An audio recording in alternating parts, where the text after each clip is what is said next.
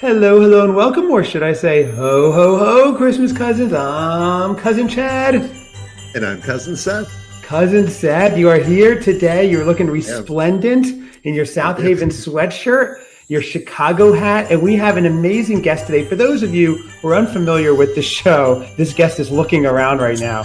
We will let him know he is amazing to us. For those of you who are unfamiliar with the show, we are the Christmas Cousins. This show is all about the journey. I love the holidays. I love the seasons. My beloved Cousin Seth is doing none of the fun. So I said, let's start a podcast where we take you through the seasons. I will be your seasonal Sherpa. We'll meet a lot of great people along the way. We'll do a lot of fun activities, at least fun for me. Some aren't as much fun for you, Seth.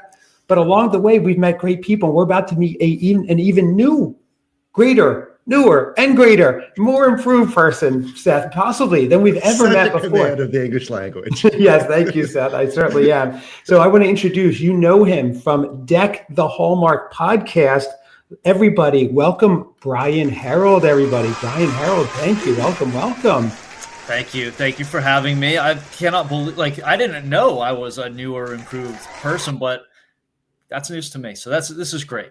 You are. Now that you've made your debut appearance on the Christmas Cousins, there's before Christmas Cousins, BC, and after Christmas Cousins. Seth, he'll never be able to walk into Trader Joe's again without signing autographs down the pumpkin aisle. You know that. Yeah. It changes everything. It absolutely changes everything. Yeah, Seth, you know firsthand how it goes. So, Oh, Brian, yeah. welcome. I know this is our, I think, 233rd episode. I know you've listened to all 232, and I know you just can't wait to now be on it. So I hope you're not nervous. Hope you're not nervous with the crowd. I'm a little nervous. Actually, I genuinely am a little nervous. I know you get huge numbers. Huge. You do a lot of show prep. You sent a super thought-provoking list of topics and questions that we're going to go through, and so I feel overwhelmed, underprepared, and I'm kind of hungry, so a little distracted by that. So I'm ready to go. Well, the good news is every time we have a guest on, we do give free counseling afterwards, Brian, because it's sometimes great. needed. So yeah, but the bad news is the counselor is Cousin Seth. So I don't know how that's going to go after, but we'll get into it. Yeah, of course. It's going to be awesome. So what we want to do today, Brian, is discuss, because you're on Deck the Hallmark. You love the Hallmark Christmas movies, and ostensibly from that, we're going to extrapolate that you also love Christmas. So we want to know, what is it about Christmas in your formative years, perhaps, that made you love it? What were your favorite Christmases? And so we're going to get into that, kind of live vicariously through you, and maybe kind of take us all back to, I believe it's New England Christmases of yore. Before we get into it, Seth and I were going over before, looking at a couple of things. I do just want to ask one question from a quote you have. Tell me, you said, of course, now that I'm on Deck the Hallmark, it's a big hit, thanks to me. Being Brandon Dan's boss and mentor is, not as easy as it would seem. What is it like being Brandon Dan's boss and mentor? Yeah, and that quote was completely in context. So you nailed that. That was finally somebody got it right. They're like, you've heard of herding cats. It's a little like that, and that I just put a box over them and they just stay put until they calm down. Those guys are a fun time. You know what a fun time they are. I started out just as a Deck the Hallmark listener, and joined their subscription. Some call it a scam. Some call it a cult. I just went in, eyes wide open. I knew what I was getting into.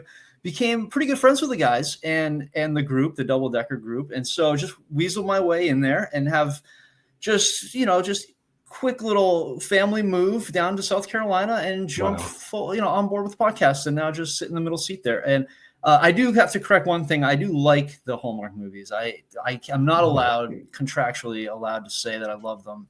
Bran he's extremely litigious. Bran, something not a lot of people know about him. Loves being in court, loves the law. So yeah, I do enjoy that. I love Christmas time. It is a fun time. I think back, Christmas time for me, the list, we'll get into a lot of the very leading questions you sent over. But it's very much a vibe, a feeling, a nostalgic feeling, really. And one of the first things that came to mind was the bus ride home the day before Christmas break starts from school. And so for me, like when I was thinking back, I was having a hard time nailing down a particular Christmas, one specific year, but it was more like these little moments of these feelings of excitement that brought me back. And so getting to do Deck the Hallmark, watching the movies, being in the Christmas spirit a little bit, being with friends, it's all just such a fun time. Love just being in that zone, walking into the office. Sometimes Christmas movies are on, sometimes Brand's screaming at the top of his lungs a Christmas song. So it's just being around that environment. It's just a lot of fun. It's just fun. Good, clean fun. It's amazing. Seth, did you realize that about Brian or anybody else who's listening? That's his origin story with Deck the Hallmark. He was just a listener at the beginning. Yeah, that's crazy. I had no idea. And then you kind of take your family and move out to South Carolina. That's right. All expenses paid trip completely because they took care of everything. It was amazing. I got a lot of information from them ahead of time, which is, if you read between the lines there, it's the exact opposite of what I said. None of that was done. Those guys, it's not how they operate. Right. It is amazing, though. I mean, it's almost like, you were the stray cat they fed and you just never left. You're like, I'm sitting in the wheelchair. Yeah. That's one way of putting it. Yeah. And the harassment. That's a direct quote. Yeah. I was not. Yeah.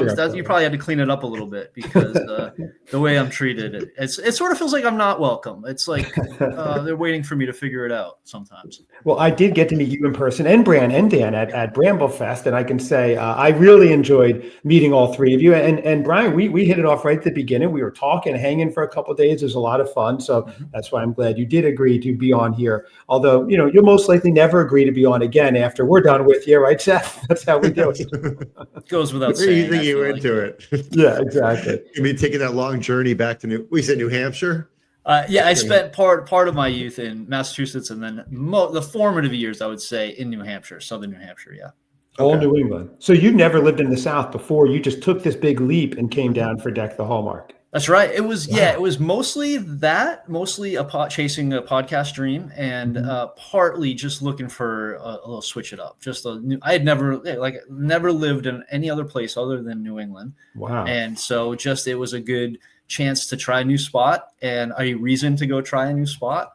This is my, now I'm obviously I'm not allowed to say I'm a Southerner. They remind you of that daily that you're not allowed to. Right. So it's just, but I'm down here in the South, and it's definitely I feel, I don't know about you, because I know you came from New Jersey, right? New Jersey to North Carolina. I will never be considered a Southerner either. But with my Southern accent, Right. Sometimes you can try. I don't even feel like, I still feel guilty. I don't know if that guilt ever goes away or if that's just the New England in me. Guilty about the winters down here, being away from the snow and the suffering and the darkness and the cold and the ice. I feel bad that people are still dealing with it. That's one big thing that is just an amazing difference. The winters down here, and I got my white Christmases as growing up in New England, so I've had the snowy scenes and all that. So I feel like I've earned the right now to have a warm Christmas time. So I'm enjoying it. Huh. Seth, I know that was directed at you in Chicago. Seth, you're looking very tan, by the way, Seth. Am I really? Have you been outside a lot? One side of you is looking tan. The other side's very pale. So I don't know what's going on. The contrast of a lamp versus the outside. Yeah. Okay. Brian, I make sure he gets his vitamin D as his cousin. I get worried. So sometimes I text him, make sure to get outside for 10 minutes or so, That's so thoughtful. Yeah, Seth, you love those freezing cold gray winters. You don't at all get depressed. Yeah, absolutely. The gloomier, the better. Get holed up somewhere and not have to come out or see anybody for long extended periods of time. Well, Brian, did you visit before, or did you completely take a leap of faith, with your wife and kids, and just head on down? I had been I came down for the first Bramblefest. It was a very small event. And so that was my first trip to Greenville. And so I knew a little bit of the area. And then when the option was presented to join Deck the Hallmark, it was really, hey, do you want to do this type of thing? It wasn't a come check it out, see if you like it. It was basically decide yes or no. So my wife and I did take a trip down and scoped out the area, and she was on board with it, had a good time down here and liked it. And so it was really just that simple. It was one trip together. And then after that, basically just wrapped up all our business up north and headed down here. Oh my gosh, was your family like, wait, you're leaving New England where we all are, where you've been your whole life, and you're going to just join a Southern podcast? That's right. I'm sure they saw it. They saw it coming. I mean, from a very young age, they could tell he's going to leave us for a podcast. We just know it. For Halloween, you were a Confederate soldier. All the Southern tells, they just could see. Right. But everybody was pretty shocked. Yeah, it came as a surprise, and it happened really fast too. It wasn't a thing like, hey, down the road or a year from now. It was like within a few months we had decided and we were gone. And so it was a kind of a shock to people, but there was really no time, and I would hear no input either. I would take no feedback, no criticism. So it didn't really have any effect on it. The decision had been made, much like, LeBron, the decision. Right. Yeah. I think that point you made is key. Not listening to anybody else regarding other people's input. It's a big thing. Jeff, he's made a career off that. Absolutely. No. When you realize you can make a decision and just regardless of what other people say or think, you can still go forward with it. It's a pretty amazing breakthrough. Yeah. I mean, you have a partner you have to run it by, but sure. I'm completely unencumbered. Right. No. And there might be some effects on the kids' lives long term, but right. Figure that out later. That's what counseling's for. Moving down to where for a what? That's right. It's a whole new this new technology.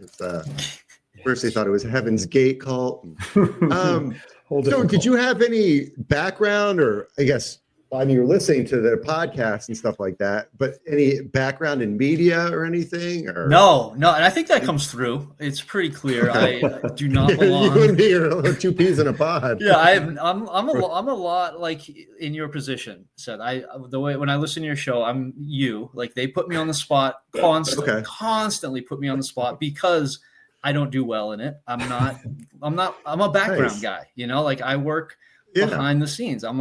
That's how I got kind of friendly with them, is I would do a lot of like funny video work in the Double Decker Facebook group. And so they kind of thought, oh, he's a fun guy to be around. So let's involve him. And it's very uncomfortable to be up front. I don't think I do very well in the spotlight. I don't do very well when I'm put on the spot. I definitely don't have the intuition that they have, the entertainment intuition that they have, and that a lot of great people have who host podcasts. Chad, much like you have as well. You're very, very natural. I don't have that at all. It's gotten a lot better. I can tell I feel a lot more comfortable. I kind of expect things a lot more than I used to. So I'm definitely more comfortable than I was, but I have no background in it. And I know that it shows. Like, I know that about me. I know that that's a knock, that I'm just not that good at it. And so I just, deal with that. And it sort of goes along with like the criticism from the family. You just shut it down. Like, hey, you're bad at this. We don't like you. I don't need to hear it. It's not going to affect me. I'm just going to keep going. I love that. You guys, first of all, we need to have just you two then on a show together. We'll have a very special episode with both you leading. But Brian, I have to respectfully disagree. I find you almost like an Andy Richter style. If you're familiar with the Conan show, you throw in a lot of great, funny lines. You may not be leading the charge, correct? Like that would be Bran or Dan. But I really like what you add to the show. I'm a big fan. As you know, I've messaged you privately. So I think it's great. And know that you have this background. But you're kind of like their cousin Seth. I like that. Don't let them have you start chugging eggnog and mayo. Right. I'm not saying, but you get to maintain your own diet. I need to take a stand. My dignity.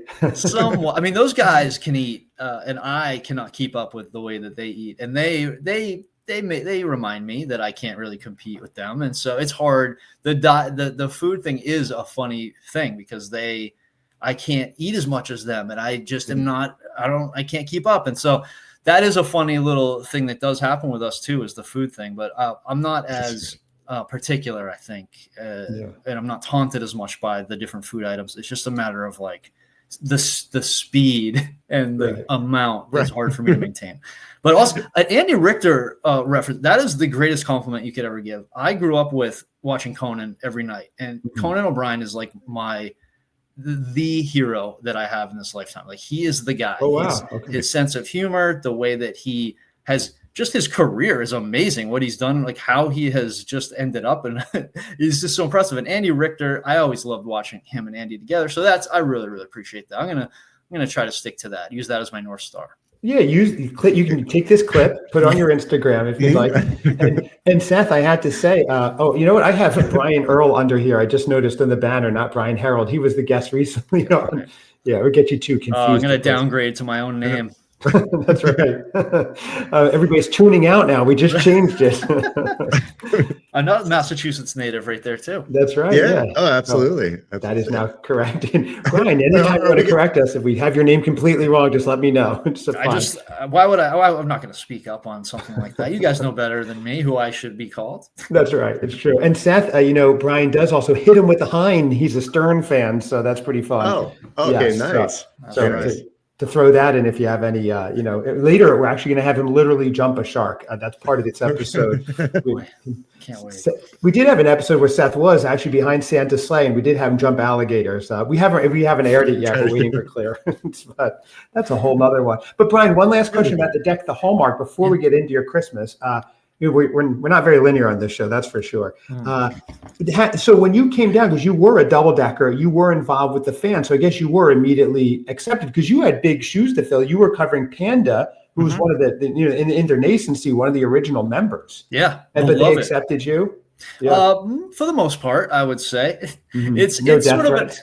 of we're not there yet. Maybe they get caught before I see them. The double deckers are great, and I still feel like I am a double decker. Like I represent the double decker clan. Like so that feels like a very comforting group of people to me, and they do rag on me. Like it's sort of a bit is to tell me to kick rocks and just shut up, Brian, leave Brian.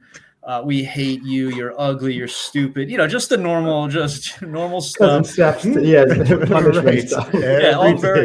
Just the regular everyday stuff. And so, but they do love giving me a hard time, which is a fun part of the bit. And so, but yeah, everybody's bit was really great early on, and just is you get once you're sort of elevated to a stage where you can communicate with a lot more of them at once, being on the podcast and in this role. And so it's sort of a lot more not exposure, but I'm very much an introvert and I don't reach out and talk to a lot of people, but being a host, a lot of people do communicate with me, which is really, really great. And you're involved in a lot more stuff. And so it was really fun. At first it was a funny, weird thing because I asked if I should do like a test episode with the guys, and they were like, I guess if you want to. And at first it was like, oh, why is the podcast like picking random double deckers to do episodes? What's going on here? But we were trying to keep it very quiet. And so once it came out that Panda was going to leave and I was going to step in, everybody was sort of like, oh, awesome. Like a double decker. That's so cool. And so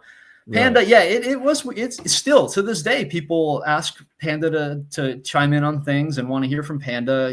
He's one of the original guys, and I could never fit in his role. And they still talk about Panda in the office about how the funny things he would do and what he would add and things like that. And, how much they miss him and how I'll never live up to what he brought to the show. And just as a friend in general, I'll never be their Panda. So it's just such a great lovely atmosphere. Shut up, sit down, Brian, please.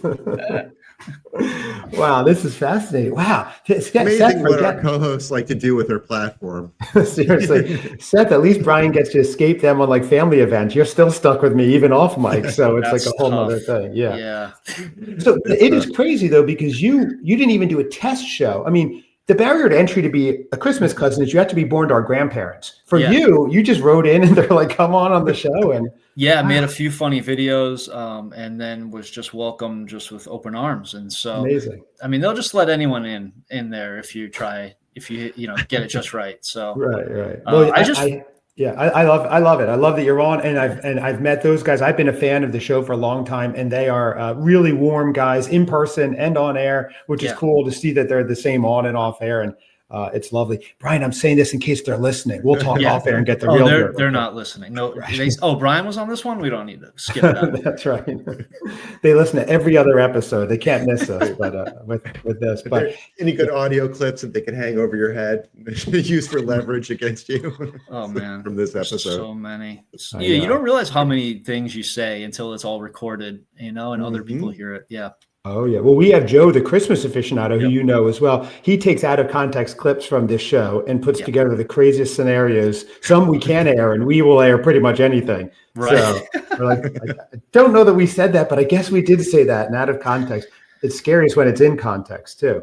But Brian, let's get into this because I want to hear these beautiful Christmases of old, these Rockwellian style New England or Norman Rockwell rather style Christmases. This is really fascinating to me because growing up in New Jersey, it was more like, let's get out of town. It was kind of gray. You really didn't have, it wasn't white around that time of year at all. It was gray. It was leafless and cold. And, but I always thought you either want to be somewhere warm then or somewhere up north where it's actually fully embraced. So let's start from the beginning because most people have an amalgamation of different years that are their favorites. And it sounds like you do as well. Is there a particular year or a particular time frame? Because I find most people that have come on, it's like between 8 to 12 or something is the frame. But what do you have for what really got you in your formative years that, man, I just love Christmas or contractually like it? Well, you can love Christmas, Sure. just not the movies, right? That's right. That's right. Yeah. It's the movies. They draw a hard line at the movies. Mm-hmm. Mine. It's the same time frame. You know, the 8 to 12 to 15-ish time frame. When I was born in Massachusetts and lived in Malden, Massachusetts until I was about 10. And then at 10, we moved to Southern New Hampshire.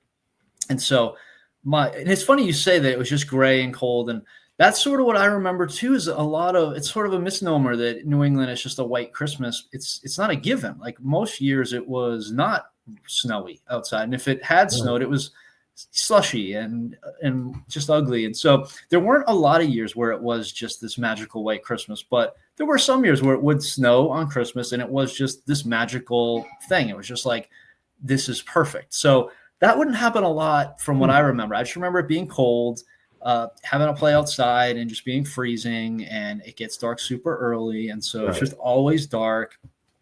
In Massachusetts, one of the first thing that came to mind when you asked me about my favorite Christmas was the year that I got the Fisher-Price Power Wheels Jeep, the little like battery powered Jeep. Oh, nice. Yeah. And it was the gift I wanted so bad. And it was like a dark maroon color. It had an eagle on the hood. It was in my mind, like the perfect vehicle. Like, wow. Then you could drive around. Yeah. Charge that thing up and you drive mostly up hills if you need to, but flat, no problem. Downhill, no problem. A little slower uphill, but it definitely cruised around. And so I remember the year, I don't know how many years I asked for it, but I did get it one year. And it was so exciting. I was so pumped. And to this day, I'm still a huge Jeep Wrangler fan. Like I love an old Jeep Wrangler. I love how it looks. I love how they sound, how they drive. I love bumping around in the car. Like it's just so great. And so I think it started with that. I want to call it a toy, but it wasn't a toy. It was, it was my vehicle. It was the way I got around town. I was like, Brian the Jeep guy. And so that the thing I remember, I don't mean to interrupt, but it's how old are you? Are you actually driving around town in this? Like... No, it was a residential neighborhood. Okay. We had a pretty good, I'd say I grew up in a really great neighborhood. We had a ton of kids around. It was very hilly area, but we were always riding bikes. We were always outside. It was a really great little neighborhood. And so it was sidewalks. We had sidewalks there, so I could ride on the sidewalk. No problem. Right. You weren't like going on the interstate, driving down to the city for the day or two. No, I wouldn't. I would not venture out. Looking back, I should have seen how far I could go, but I was pretty conservative with it, pretty safe with it. So that was a great, great moment for me. And right after the excitement of that, what I remember is the anger and disappointment with my brother because he broke one of the windshield wipers. Oh no! Right. Older or younger? Older or younger brother? Very important. Younger okay, brother. Younger. Are you the oldest of two? I'm the oldest of three. Yeah, I have a younger brother who's 4 years younger, and then a sister who I want to say like 7 years younger. I'm pretty good with numbers, so it sounds like it. Count on that. And you and the younger brother broke the windshield. Yeah, he broke the little windshield wiper. He snapped it right off, and so it was. I mean, back then, it was manual. You had to literally turn a knob to move the windshield wipers. And he just was playing with it and just ripped it right off. And so I was really annoyed with that. But I still had the Jeep, and it still worked. But I still remember him breaking it. In the rain, it was just really dangerous. It was quite perilous drive. Exactly. So like what's how am I going to get around town now? Everybody's going to think I'm driving around this recklessly. Exactly. This is 18 volts of battery I'm cranking out here. That's right. Seth, I see your face when Brian was telling that story. There's going to be a little digression. I feel like he was telling the story about underage driving out of state or something, and your face lit up. And I know you, Seth. Do you have? I had a couple I say underage driving stories, but one in particular, I was thinking, one that's only suitable. I think I was like 11 or 12 or something like that. I had a go-kart, a little Manco go-kart. You grew up very wealthy, Brian. Let me throw that. Very wealthy. Okay. Yeah, absolutely. This thing was like stripped down, like the most basic thing. So you stole it and stripped it down. Right, exactly. Scratched off the serial numbers and everything like that. Swapped out that Briggs and Stratton engine with something else. Don't give too much away. You might get indicted, Seth. Just exactly. No specifics. So I think it was awesome. We just love it. And there was a little like lever you could push down to like kind of supercharge it. But my friends and I, we would go, we'd drive each other and see we could flip each other out of it. Anyway, so obviously, of course. Yeah, that's nothing to do. But there was a girl that lived up the street from me who I was very good friends with. We were good family friends with. Actually, she was with one of the people I went with when I got my Snoopy or Spike tattoo, as it were. When he was 14, Brian, that's a whole nother story, but a lot of underage stuff going on here. So we decide one day that I'm going to take the go-kart out and I'm going to take her and we're going to venture out and try to go to the Stop and Go, which is like, you're like 11? 7-Eleven. Yeah, probably. Yeah. Cause it was, cause we moved a couple. Yeah. So probably about 11 or so. Yeah. So I drive down the street. I get Lisa, and I'm sure I told my parents, I'll just stay on the street. We end up going, and it was kind of like we get to the major street and kind of like look at each other. I'm like, we're going to do it. I make a left-hand turn onto one of the major roads leading into like the community. And I gun it, which, I had to gun it. Maybe if I hit 18 miles an hour. And we're going and, cars are like honking and going around us. And next thing I know, two little 11-year-olds driving. Oh no! Yeah, so she was like a year or so younger than me. And then we don't hear anything. And then she looks back. She's like, "Oh no!" A cop pulls up right behind us. Was it an 11-year-old cop, or was it a fully grown cop or an 11-year-old cop? I lived in this little like adolescent community. It was ran by kids. We had a whole government set up. And I was like, "Oh my god!" Like I'm like, this thing is gone. I'm getting. Did you try to outrun him? Did you speak? Right. So put my finger up. He gunned it, Brian. Right. I pushed her out. I'm like, Lisa, get out of here. You're just dead weight. And grab the drugs. I mean, grab the Pez. Grab the Pez. Right. So we get pulled over. It's a full legit. I pulled over to the side of the road. And the officer pulls over, gets out, walks out. I was like, oh my God, like you have no idea what's going to happen. I look up and it's her dad. It was Lisa's dad. He was a cop. He was a cop down in the city of Houston. He just happened to be coming home from his shift. And I'm like, yeah, we're going to go out for a little joyride. Yeah. Oh my God. Did you just get out of prison like recently when we started the podcast? Exactly. He's like, yeah, you were just bailed out, released. I remember. Yeah, it was making me think of that. I was just like, oh, that's right. I knew it when his face lights up, Brian. It's some illicit story of this is a lot of times My Favorite Christmas Ever series. I don't even tell Seth I'm doing it because they're supposed to be nostalgic and wholesome and a look back. And Seth, one, makes it all about him, as he does, of course. And two, it's generally a story of involving cops. And wow, no, that's a great story. I never heard that. How do you still have stories to tell? We've known each other for 4 decades or more or whatever in our 40s. How are there still stories I've never heard, especially this one? It's say making new ones, linking a few from the past to current events. They come out. Yeah, they come out in therapy. Gotcha. Okay. Well, top that story, Brian. Sorry, that's it, everybody. Thanks for coming on the Christmas Cousins podcast. That was Brian's favorite Christmas ever.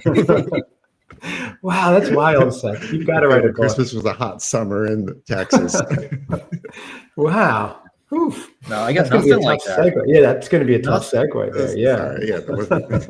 I don't think I even flipped the Jeep by accident. Like I don't remember anything like that. So I was very safe about it. Yeah. I remember those Jeeps. Yeah. It's a kid in my neighborhood had one. And we would. Yeah, we used to drag race, Shay. Yeah, we had a drive-by shooting against him, Shay. There's the carjacker, right?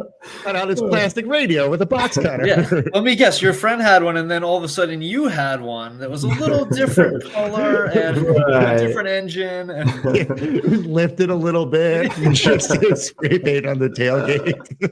That is amazing. No, but it was great. They pull us around our skateboards and stuff like that. See, that's wholesome. Yeah, I'm officially changing the title of this episode to Christmas Cousins Exposed. And the funny thing is, Brian, I never did anything. Seth was always the fun cousin. I was didn't do anything fun. Even if he would drive me around in that little go-kart, I'd wear a helmet, seatbelt, and be like, Seth, come on now, let's stay in the yard, stay in the yard. You'd probably let the police know ahead of time that you guys would be on the road. Exactly. Full walkie-talkie, tell our grandparents. Yeah, Bubby, we're making a left on out of there. Right. But let's get back into your story. So your favorite Christmas has to do a lot with this Jeep that you got. What year was this? How old were you? This had to have been 89 or 90. I was probably 8 or 9. Okay. Right around that, because it was before we moved to New Hampshire, and I was 10 when we moved to New Hampshire. So did you say 10? When Seth was 10, he robbed a bank. He's got a great story about it. Yeah. No, I'm sorry, go on. He's probably still got those bags of cash buried somewhere. Absolutely. That was a start recharge. It is a nice Gibson behind his shoulder, if you notice that. So, exactly. You got to clean it somehow. I mean. Yeah, exactly. All right, I'm sorry. So Brian, so this is 8 or 9. Yeah. But paint a picture. So you got this. Let's get back to before you got this gift. Even what was it like Christmas Eve? Yeah. So the whole lead up or the whole season, was there a lot of family in town? And I used to do it. A lot of friends and family, in the neighborhood. Was there a lot of family that would come over? Would you mark a whole season, or was it just a big build up right at the end, like Christmas Eve, Christmas? It was the build up to it was very more individual. Like I remember it was looking at the catalogs in the mail. They would show up, and obviously like the Sears, JCPenney, all these big Christmas catalogs. And so I forget exactly when those would come. Those were about the early fall, I would take it. So it started right then, was me and my brother going through and circling all the, hundreds and thousands of things we were expecting to get for Christmas. Right. Just circling everything we could imagine. And so that was part of the lead up. And then the lead up of there wasn't a lot of activities going on up until Christmas Eve with the family and things like that. We had family around, but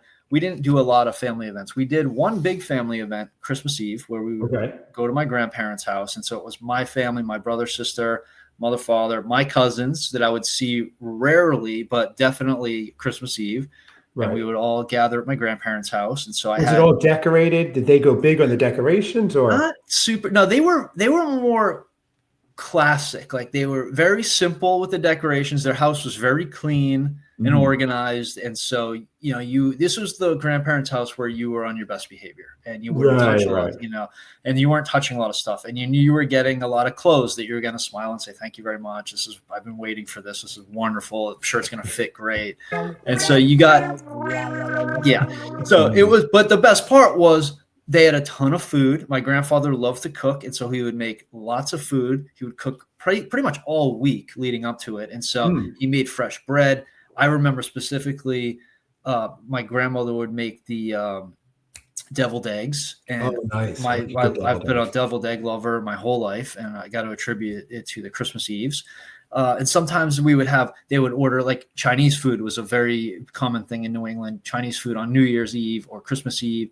So we would have that. And my grandfather would make a bunch of seafood, and there was just tons of food, and all my cousins were there. And this was the time when we would get to be rowdy. Like we could run around, make some noise. obviously try not to interfere with the cleanliness of the house, but that's tough. Hang out. Yeah, it was tough. Take some of the fun away. A lot of it happened in the basement. You would go down, the kids would get shoved downstairs. And so we would just have a good time and get to hang out finally, because they were the fun cousins, like all the cousins. Your Christmas cousins. My Christmas cousins. Nice. They Seth, were he owes fun. us a nickel if he's using that. We do have that trademarked. Yeah, I'll Venmo you for that. Okay. Yes, one nickel. That was fun. We always looked forward to that Christmas Eve, and it was a late night. We were there till like 10 or 11 at night, which was late for a kid. And then there's always that worry of, we're going to get home. Hopefully we're home in time for Santa. Hope we don't get skipped. Like, I don't want to mess up anything for Christmas Day. But the Christmas Eve was always a real fun time. Christmas Day we always did the tradition with the stocking on the foot of the bed in the morning. We woke up with our stocking on the bed. And so we would. I haven't heard of this. Really? No. Oh, okay. Yeah. I know that some people, like my wife, her big excitement Christmas Day was the stocking. That's where like her favorite things were. Okay. For me, it was like there was candy, and there were, when I got older, like, razor blades, refill for to shave. So the basic stuff, the necessities, really. Right. Not a Seth, no stories, Seth. I don't know what that story is. Yeah. Oh, no, just thinking. Yeah, for us, Hanukkah, the equivalent is underwear with your name in it and little miniature tool sets. So right, and socks as well, of course. Seth, didn't that one year when you were in the pen, they put a file actually in the cake they gave you so you could saw your way out? Did that happen? Very nice. Yeah. That's a whole other story. Yeah, but Brian, was your wife's family? Are they also from New England? Yes, they are. Okay. They are, and she had big Christmases as well. They had. Bigger. Well, their Christmases were, a lot of people would gather at their house. Their house was more of a central place. My family, we would usually go other places. Our house was not the central gathering place. And so her house was pretty rowdy. A lot of people would go there, and it was a very small house, but that didn't matter. Like, everybody would just cram in, and just somehow you just made extra space. And so it was a fun environment, but my house was more low key, more calm, and we would go out to other family members. Right. So, Christmas morning, we would get the stocking on the bed and dump that thing right out, and so it was in there, and that was always a fun, exciting part. And then after I'm sorry, just to go back. So you're at your grandparents' Christmas Eve. Right. You're having the big dinner. You're setting it all up, but then you would come back and you would do Christmas morning in your house with just you, your brother, sister, and your parents. Yep, just our family, and then people would sometimes come over. Like my other grandparents might come over, or we would go to see them. So there was a lot of the we do the thing in the morning as a family, and then the second half of the day was other people either going somewhere or somebody would come by. And so take us into that morning, Brian. So you wake up, right? Yeah. Okay. Sure. First thing, it's Christmas morning, you wake up. That is the first thing you have to do to get your day going. You do have to wake up. Yes. And so you're sitting there, you're going downstairs. The house is decorated, not over the top decorated, but it's decorated. Mm-hmm. Is there a fire going, perhaps? Music playing? Did they play some specific music? Yeah, you nailed all that. My dad would usually be up. Well, when you're young, sometimes you're waking your parents up. But my dad would get down there. The first thing is we throw on some Christmas music, and I remember a lot of different songs, but what stands out the most is the Alabama Christmas album. Oh, really? Which was, I felt like that was on a lot. And also Dolly Parton's Hard Candy Christmas was on a lot. I just remember those specific ones, but it was just Christmas music all the time quietly. And so there was a soundtrack in the background. So and to this day, Christmas music is a huge part of I'm just like, let's just get some Christmas music on, and then we'll figure out everything else. Like, let's just set it and forget it. And so if you put on Alabama, really, because like my wife to this day, if I play the Johnny Mathis Christmas album, it takes her right back to her youth. Yeah. Is that what it does for you? Oh, Alabama, the Alabama does. Yeah. My favorite things, which is from The Sound of Music. That was another one that is, to me, it's all Christmas. Like, to some people will argue my favorite things is not a Christmas song. Right. To me, it's like, it is one of the top Christmas songs to me. And so it does just take me right into the zone of Christmas. Really? But Alabama, that Alabama album, same thing. I'm just like, okay, I'm back in Malden. There's a fire on. The house is, there's a tree that's probably too big in the corner, just a big fat tree. A real tree. Yeah. Oh, yeah. Grew up a real tree every year. Only got into the artificial recently, actually. And it was because we moved. and we were making trips up to New England for Christmas time, and you can't just leave a tree sitting there for a week or two. And so you got to make some adult decisions and be responsible and get an artificial tree. Did you go and cut a tree, or did you go to the lot? No, we would go to a lot. I've never been out to cut a tree myself, right? Which I don't feel like I miss it. I don't feel like I'm missing anything, but I would. I never have. I'd like to, and if you want to go, I'm not that far from you, where I am in North Carolina. A nice tree farm and maybe somewhere in between. Yeah. That would be a fun time. Seth is so jealous right now, Brian, that we're making plans to cut trees together. Yeah, I know there's a tree farm. It's fine. Christmas tree specifically. Okay, well, Brian, I'll send you photos, Seth. There you go. Yeah, you're not the only one around, Seth. Ash, eh? I'm always trying to make Seth jealous. So wake up. Yeah, do they make you have breakfast first? You go right to the toys, because sometimes it's like it's interminable waiting. Parents are like, let's have coffee, let's have toys. Did you go right to it? No, we went right to it. We were we didn't have to sit around and wait for breakfast or anything. My parents would throw on coffee, but that was not something we were forced to wait for. Okay. The fire would get started immediately, so the music would go on. Okay. Dad would light a fire. The fireplace was just pretty much always going. Yeah, exactly. Right. I love that. In New England, especially, it's freezing. Exactly. Yeah. It was really great to have the fireplace going. Okay. And so the fire's going, and then we would sit down. We were more of an organized gift opening family. So it wasn't chaos. It wasn't everybody grab some or everybody get a pile. It was my dad would hand out presents, and so we usually start with the youngest, and work up, and they're obviously managing it they know what's wrapped. They know what should come when. How do they know? Because Santa leaves them a list? I think Santa sort of like would position them in a place where they could understand the magnitude of the gift. And so they would just kind of know where to go. They just had that sense about them. Okay. And so they would manage the distribution, a very logistical operation. Sounds like it. So cozy. The coziness and the vibes. Oh man, off the charts. And so it was. What are you waiting for? It is not your time. You have to wait for your time, Brian. You're the oldest. Just slap them.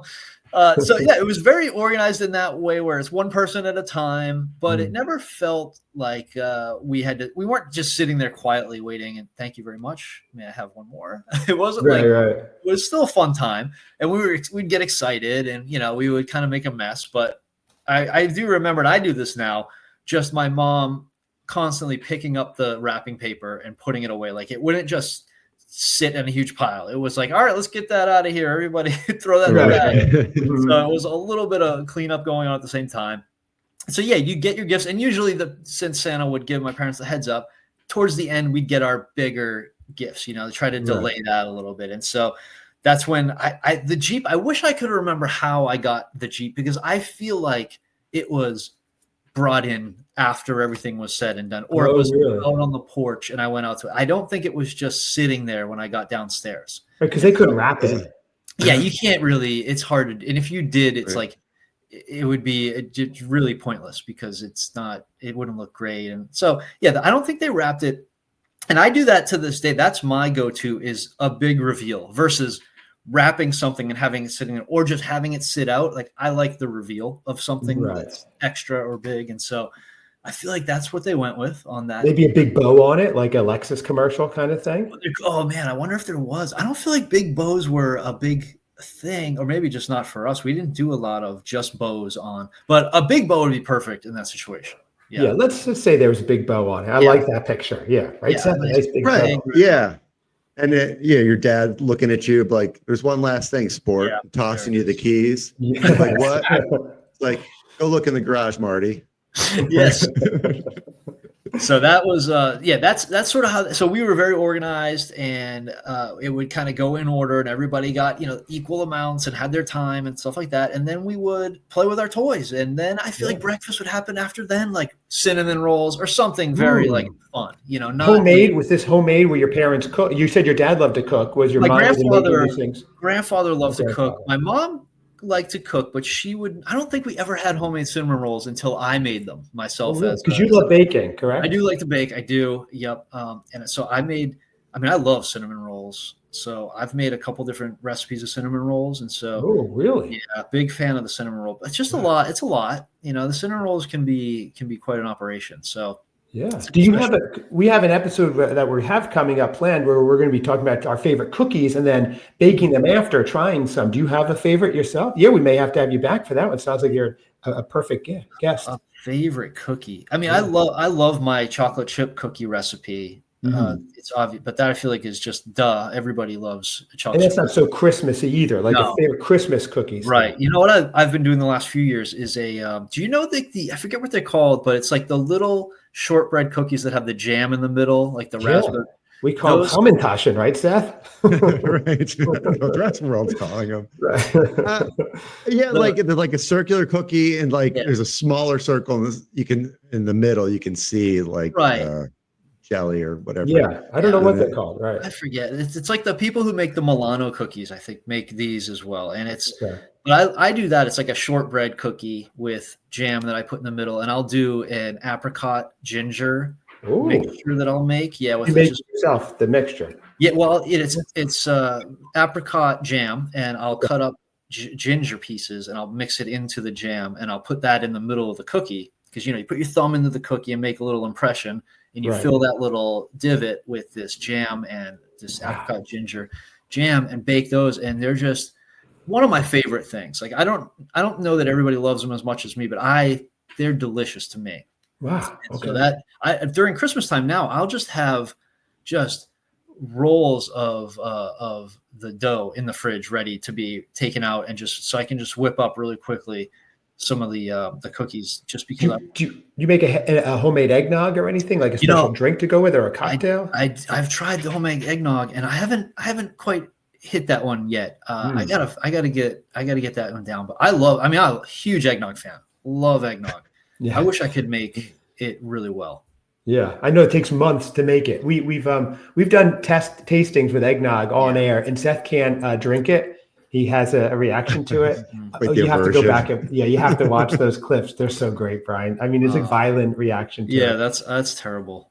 Is it all milk? Is it all milk stuff or egg stuff, or is it just an eggnog thing? More white, say creamy things. I mean, mayo. I detest mayo. Yeah, I remember that. Cadbury eggs. Cadbury eggs. Any of that stuff. It's just like I'm okay with a cannoli. The cannoli filling. So. Cancel the cannoli show that we have scheduled. Sorry, I'm just making a show note. Yeah, you're okay with that? Okay. Yeah. But what else do you have an aversion to, Seth? Anything that we don't know of yet? That I've learned. Yeah. Just no big deal. Just writing some things. Just some show prep. Yeah. Wow. I mentioned it's oh no. We do a segment, Brian, on our show called that you were talking about how you felt a little awkward being the star, like the main thing. Yeah. We do a segment here called 30 Seconds of Seth, where I know. We have Seth talking for 30 seconds uninterrupted. We're not going to do it right now, but I should have had that right there with that. And he nails it every time. Yeah, he crushes it. When that segment happens, that gives me anxiety. That is like the opposite of what the Alabama Christmas sound music does to me. Right. When I hear you do the 30 seconds Seth talking, that is just like my eggnog for you. Oh, wow. I'm like, oh no, like I know that feeling being on the spot. That's brutal. Yeah. See, Seth? You're not alone, Seth. Yeah, it's okay. So it is an uncomfortable time, and it doesn't matter. I mean, it's a matter of being prepped or even having here's a thought I can run with. It just it never comes out. It sounds like you got one. I got one right now. Absolutely, I'm gonna get there. I have thoughts, and I can put them together. I know you can, Seth. I know. I've known you forever. So let's just get into as the day one wound down because we're getting toward the end here. Yeah. How did you spend the evening? Any special rituals to cap off the festivities, or were you like it was Christmas morning was the big hullabaloo, and then from there it was like just chilling and playing with your toys? Yeah, it was really kind of a wind down. It was playing with the toys. It was putting things away, finding space for the fun stuff that you got.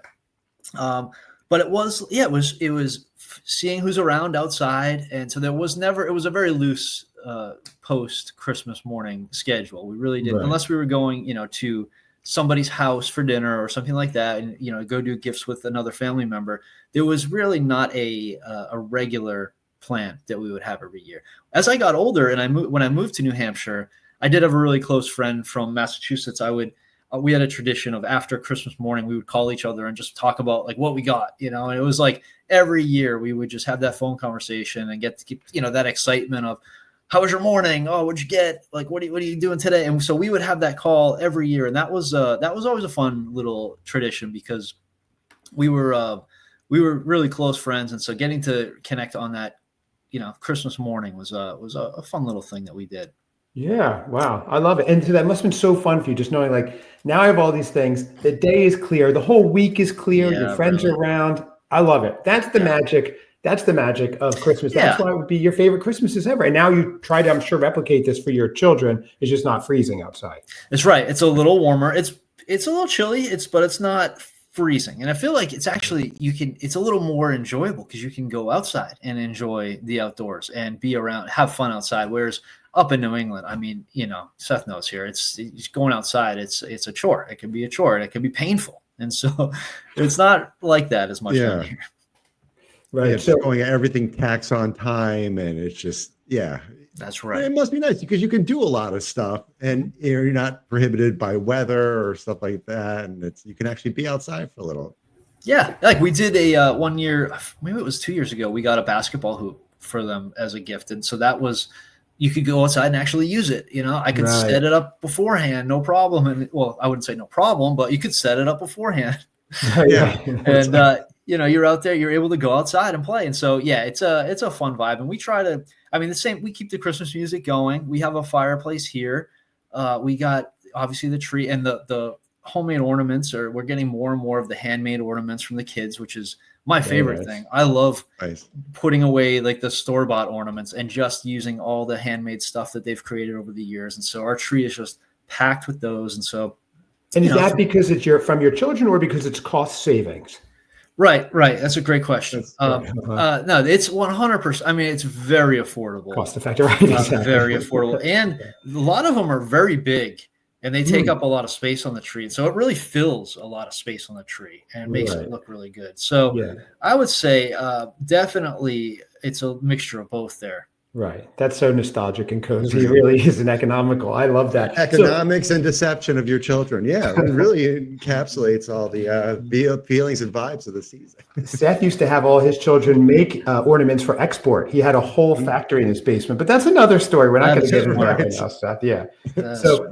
So to end it up, let's go. What advice would you have to our listeners and even our jolly junior cousin Seth, who's learning the holidays as we go, to make their own holidays as unforgettable as yours? Is there something that we could encapsulate and just say, this is it? You have to have these ingredients. You like to bake. It's all about ingredients that you would say how to make these unforgettable. What would that be? Secret recipe. For me, the secret recipe is the Christmas music and baking. Yeah, the Christmas food. And so I would recommend throw on the music. Okay. Get a playlist going. Find the ones that you really enjoy and have those just going nonstop until everyone complains about it. Like you got to have it going. You just need it. And then, find some things to make, some food that you enjoy, some treats you enjoy, gift them to your neighbors, gift them to your friends, and then just keep it going. Just do it year after year. And you'll find the few things that you can do every single year that you're known for and that you actually enjoy doing. And it'll make your house smell really great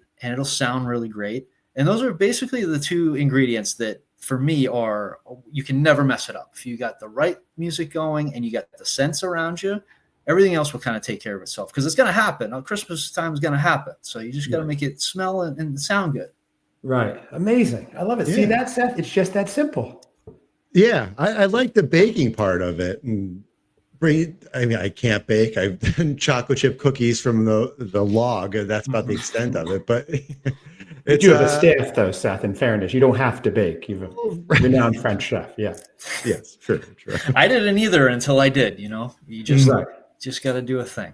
We need to do a baking episode with you, Brian. If you'd be up to that, that'd be great. I'd love to. I've really, one of the conditions, I feel like it was a condition for me to join Deck the Hallmark was the baking I would do. And I feel like they feel like they've been misled because I've really pulled back on the baking. My schedule's gotten pretty tight. So any opportunity to get back in the kitchen and bake some stuff and talk about it and share with people, I'm down for that. almost all the time. And then we could have you in the kitchen set up. You could be baking as do, and the likelihood is with our 47 million plus listeners, someone from the Food Network's watching, and you may end up with your own show. Exactly. And that's the hope, actually. That was the plan from before I joined Deck the Hallmark till now. It's to get to that place. And so I'm closer than ever. I love it. Yeah. Okay. He's the new Rachel Ray. You've heard it here first, everybody. Wow. We discussed him, Seth. We should sign him up now. Yeah. Do we have a talent agency? Because if not, let's start one. You gotta start. Right, exactly. I'm sure we do. But Brian, thank you so much. This was awesome. So fun. A trip down memory lane for you. A trip down an illegal memory lane for Seth. Right. We've learned a lot. It was very cozy. It was very interesting. I love the sides, but it was really great because New England Christmas to me sounds fantastic. So to hear about that and to hear your whole story, how you become, as you're quoted as saying, Bran and Dan's boss, their mentor, the reason behind Deck the Hallmark. These are all quotes. Creator is not a strong enough word for what I've done there. Right. I love it. So thank you very much. Everybody check out Brian, Deck the Hallmark podcast. And he's also on a bunch of other things. Anything else you want to plug to our legions of followers? Do you know when this will air?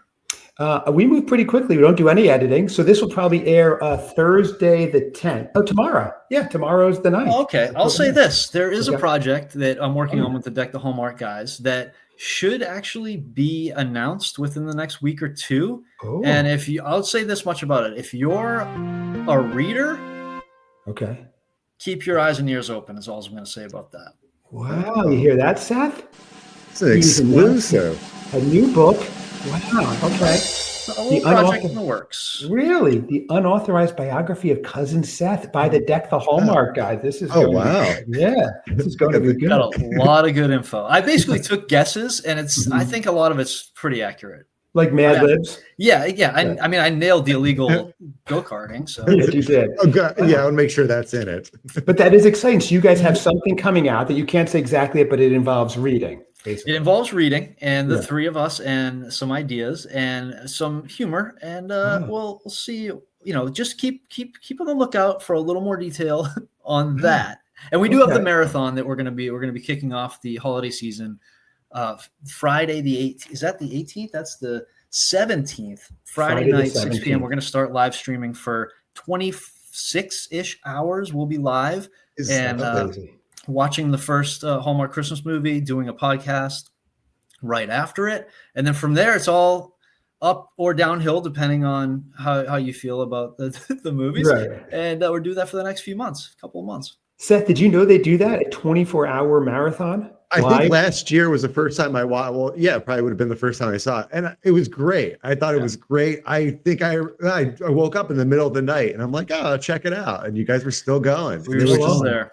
Yeah, that was very cool. Yeah, maybe we'll try to get you guys to call in. We might have some time. I haven't seen the schedule yet. We might have a few spare moments. We could probably get you guys to join for a few, and maybe we could take a quick nap. That would you guys